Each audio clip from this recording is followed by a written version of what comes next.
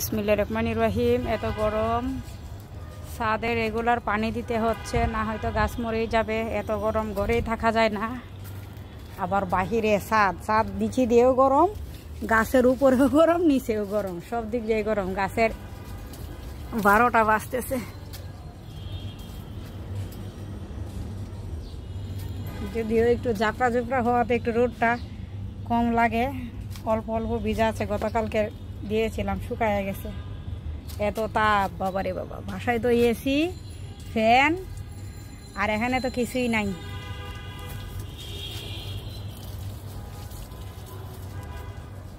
লেবু আছে,